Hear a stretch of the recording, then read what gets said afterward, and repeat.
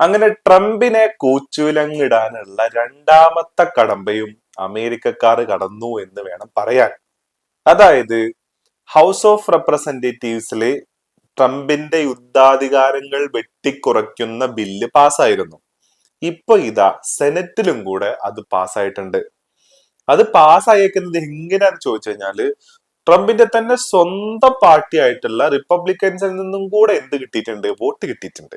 ഇങ്ങനെ വോട്ട് കിട്ടിയിട്ടാണ് പാസ്സായേക്കുന്നത്. കഴിഞ്ഞ കോൺഗ്രസിലുള്ള വോട്ടെടുപ്പിൽ ഏകദേശം 215 വോട്ടിന് 208 215 വോട്ടിലാണ് അത് പാസ്സായത്. ഇപ്രാവശ്യം ആകെ 100 അംഗങ്ങളുള്ള സെനറ്റില് 48 വോട്ടിനെതിരെ 50 വോട്ടുകൾക്കാണ് ഇത് പാസ്സായേക്കുന്നത് എന്നുള്ളതാണ്.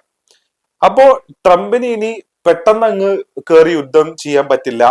അല്ലെങ്കിൽ 60 ദിവസത്തിൽ കൂടുതൽ നീണ്ടു നിൽക്കുന്ന യുദ്ധം പോലുള്ള കാര്യങ്ങളൊക്കെ വരുന്ന സമയത്ത് കോൺഗ്രസിന്റെ അനുമതി വേണ്ടി വരും ഇനി.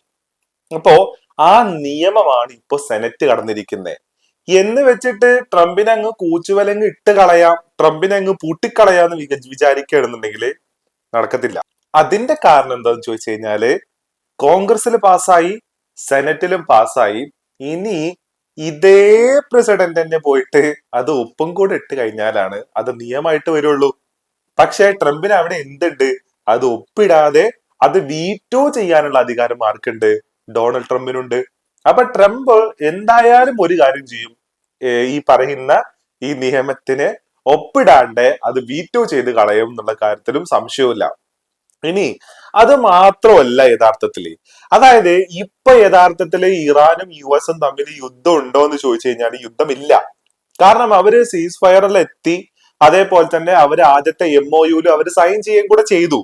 അപ്പോ അവസാനിച്ച യുദ്ധം ഇനി പാടില്ല എന്ന് പറയുന്ന രീതിയിലേക്കും കൂടെ യഥാർത്ഥത്തില് ഈ സെനറ്റിൽ ഇപ്പൊ പാസ്സായേക്കുന്ന ഈ ഒരു നിയമം മാറുന്നുണ്ട് എന്നുള്ളതാണ്. ഇനിയിപ്പൊ അതല്ല, ട്രംപ് ഇതിന് ശേഷം ഇനിയിപ്പോ വേറെ വല്ല രാജ്യത്തിന്റെ മേലെ കുതിര കയറാൻ പോവാന്ന് വിചാരിക്കുക. ഇപ്പൊ വേറൊരു എക്സാമ്പിൾ പറയുകയാണെന്നുണ്ടെങ്കിൽ ഇപ്പൊ നോർത്ത് കൊറിയനെ ഈ പറയുന്ന രീതിയിൽ തന്നെ അറ്റാക്ക് ചെയ്യാൻ വേണ്ടിയിട്ട് ട്രംപ് പോവാന്ന് വിചാരിക്കും. അത് സ്വപ്നത്തിൽ പോലും വിചാരിക്കൂല. എന്നിരുന്നാൽ കൂടെ ഒരു ഹൈപ്പോത്തറ്റിക്കൽ സിറ്റുവേഷൻ ആണെന്ന് വിചാരിക്കുക. അപ്പൊ അങ്ങനെ വീണ്ടും ട്രംപിന്റെ വീറ്റോ അധികാരം ട്രംപിന് ഉപയോഗിക്കാൻ പറ്റാത്ത രീതിയിൽ ഇതിനെ പൂട്ടണം എന്നുണ്ടെങ്കിൽ ഈ കോൺഗ്രസിൽ നടക്കുന്ന തെരഞ്ഞെടുപ്പിൽ 2/3 ഭൂരിപക്ഷത്തിൽ അത് പാസ്സാവണം. അതേപോലെ തന്നെ ഈ സെനറ്റിൽ നടക്കുന്ന ഈ പ്രമേയത്തിലും ഇത് 2/3 ഭൂരിപക്ഷത്തിൽ പാസ്സാവണം. അപ്പോ ഇരു സഭകളും 2/3 ഭൂരിപക്ഷത്തില് ഈ പറയുന്ന ട്രംപിന്റെ യുദ്ധാധികാരം, വാർ പവർ വെട്ടിക്കുറയ്ക്കുന്ന ഈ പ്രമേയം അല്ലെങ്കിൽ ഇത് പാസ്സാവണമെന്നുണ്ടെങ്കിൽ പിന്നെ ട്രംപിന് എന്ത് ചെയ്യാൻ പറ്റത്തില്ല? വീറ്റോ ചെയ്യാൻ പറ്റത്തില്ല. പക്ഷേ ഇപ്പൊ ഇത് പാസ്സായേക്കുന്നത് ഇരു സഭകളിലും 2/3 ഭൂരിപക്ഷത്തോടെയല്ല, പകരം മെജോറിറ്റി കിട്ടി എന്ന് വേണമെങ്കിൽ പറയാം. അത് തന്നെ റിപ്പബ്ലിക്കൻസിന്റെ വോട്ടും കൂടെ കിട്ടിയിട്ടാണ് ഇത് എന്തായേക്കുന്നത്? ഇപ്പോ ഇതൊക്കെ പാസ്സായി വന്നിരിക്കുന്നത് എന്നുള്ളതാണ്.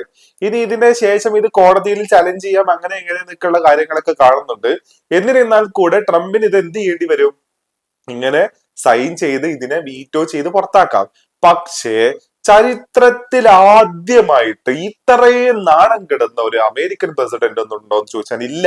കാരണം ചരിത്രത്തിൽ ആദ്യമായിട്ടാണ് ഒരു പ്രമേയം കോൺഗ്രസും കടന്ന് എവിടെയും കൂടെ പാസ്സാവുന്നത്, ഈ പറയുന്ന സെനറ്റിലും കൂടെ പാസ്സാവുന്നത്. അമേരിക്കൻ ചരിത്രത്തിൽ ഇത് സംഭവിച്ചിട്ടേ ഇല്ല. ഇപ്പൊ അത് സംഭവിച്ചു.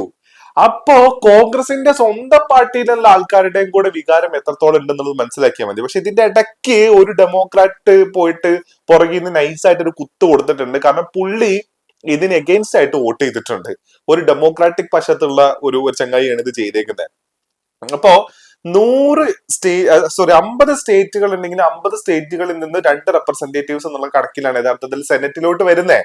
അപ്പൊ ആ 100-ലാണ് ഇപ്പൊ എത്ര വോട്ടിന് പാസ്സായേക്കുന്നത്? 48 പേര് ഇതിനെ എതിർത്തും 50 പേര് ഇതിനെ അനുകൂലിച്ചും വോട്ട് ചെയ്തു എന്നുള്ളതാണ്.